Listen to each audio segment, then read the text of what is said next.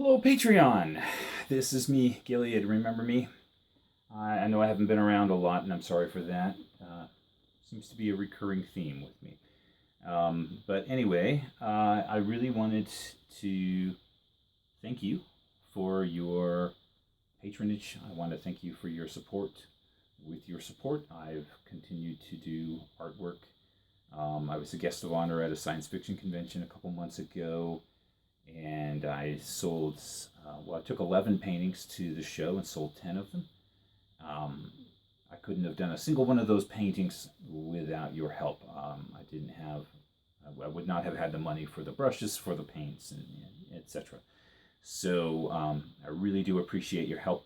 A couple months ago, I was on a project where I was cutting up a bunch of boards. In fact, I made a video about that, and I was chopping up a bunch of boards to use for panels, little things like this, that I recycled wood that I cut up for doing paintings on.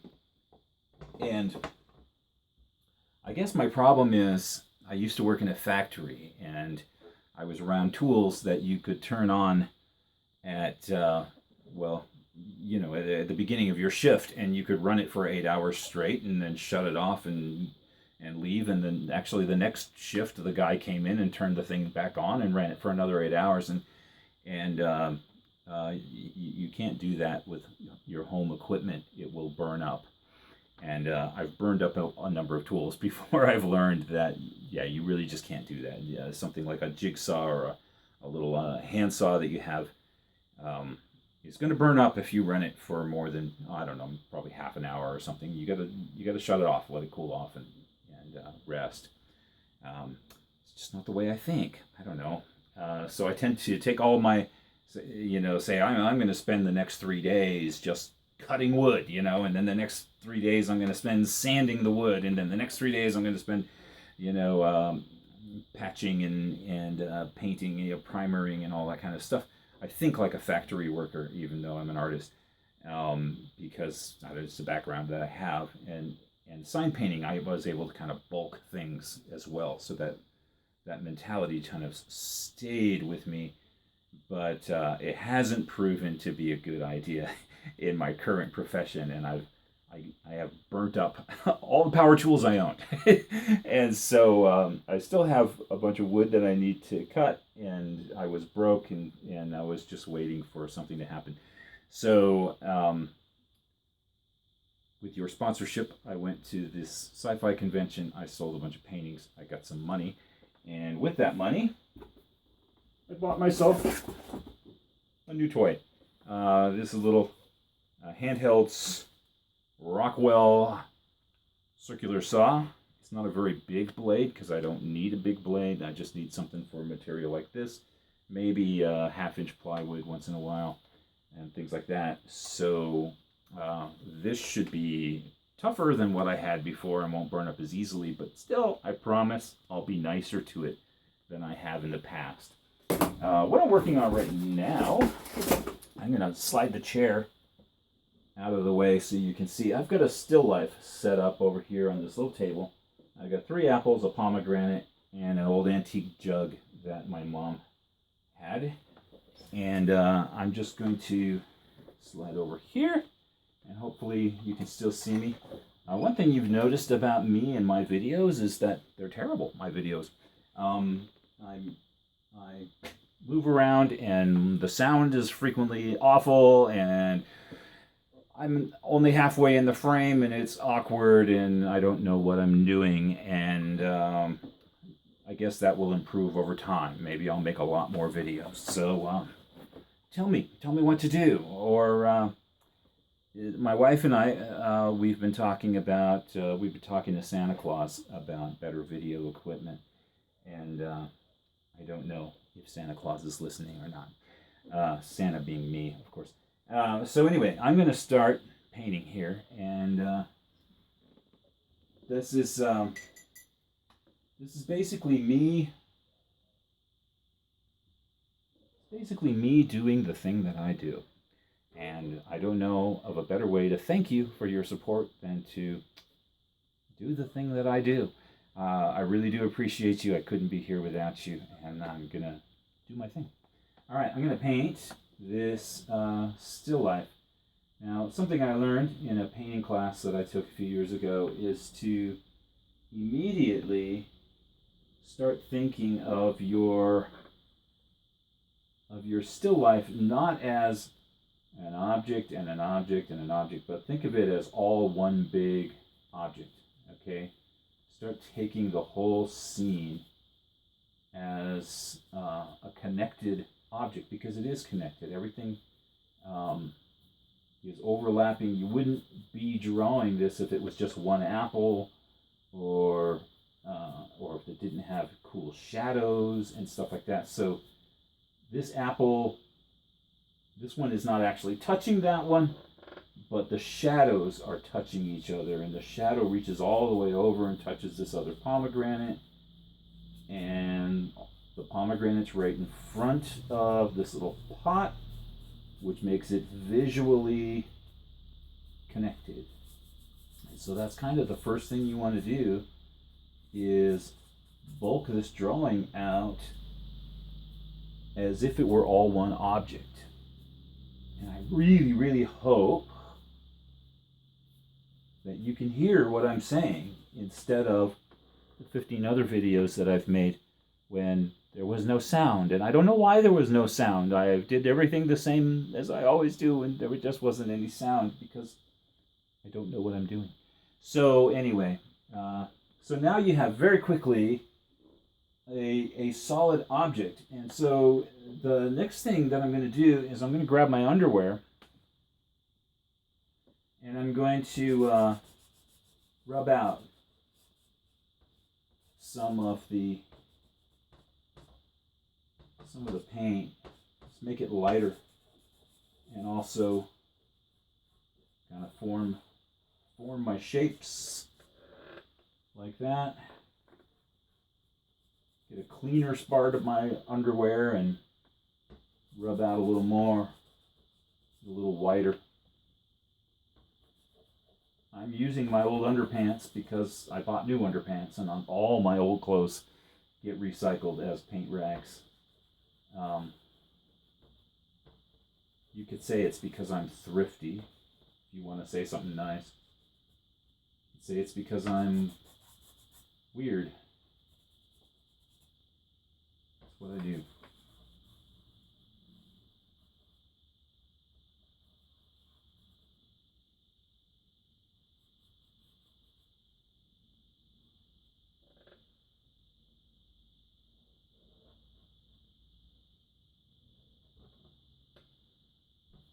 Not absolutely committed to anything at this point, but I don't want to put down a bunch of stuff that I have to erase, and I want to get as much on the canvas as quickly as possible, because I don't know, I suppose because I'm an old factory worker and I like moving really, really fast, and it's just not satisfying to me when I'm moving very, very slow and methodically. It gets frustrating to me.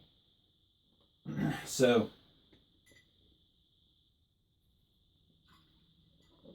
grab my underwear again. Oh look, I got my underwear hung up on the easel. Dang it. I hate when that happens. Alright. A little yellow ochre and some of this Indian red or English red or whatever it is. It's going to make the table. I love yellow ochre because it's pretty much the color of a lot of things in the world. This wood, a lot of the books on the bookshelf, the picture frames up there. It's really, it's kind of the color of things. So, very handy. I can't imagine being a painter and not having yellow ochre in my palette.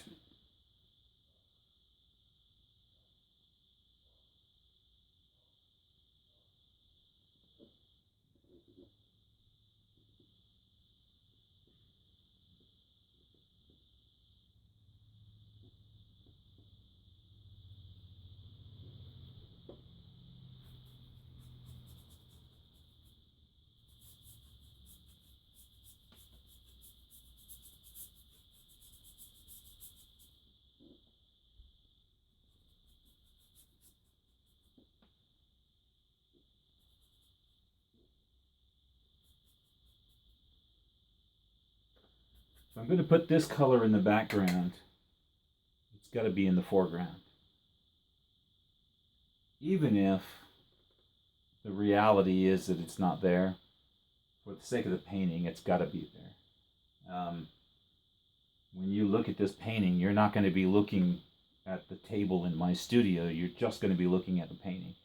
So what you see on this canvas has to make sense and look organized and look, like it goes together.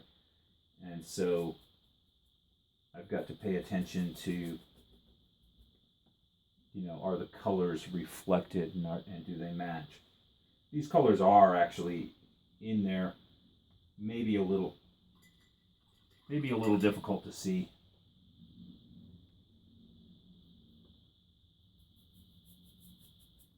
Something painters say that sounds a little esoteric is that painting is all about learning to see, and it's not esoteric. It is just an observation that for the most part, when you look at an apple, you're looking at, hey, that looks good. I think I'd like to eat an apple, and you don't really stop and analyze what color is the shadow on the side of that apple. But if you're going to paint, you have to learn to see that. You have to change how you view the world, which also means that sometimes my apples go bad before I get a chance to eat them.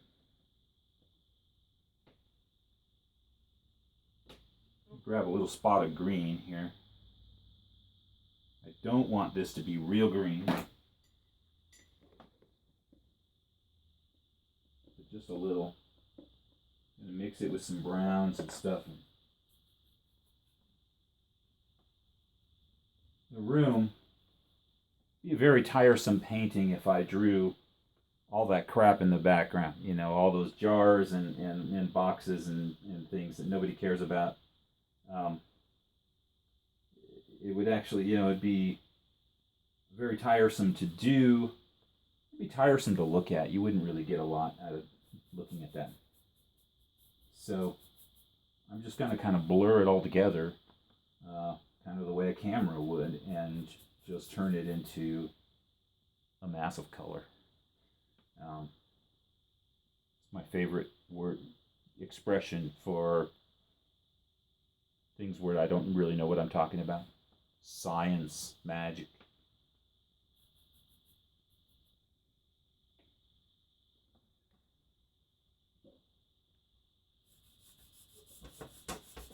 When in doubt, grab your underpants.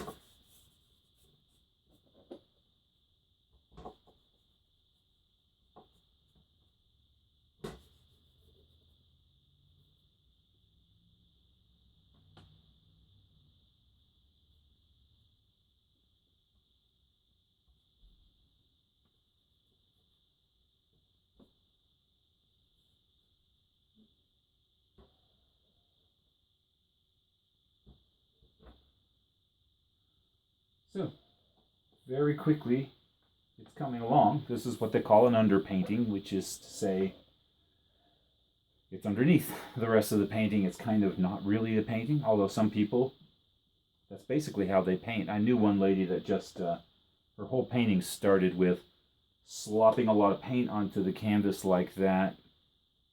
She would daub at it with sponges and rags and kind of get weird textures.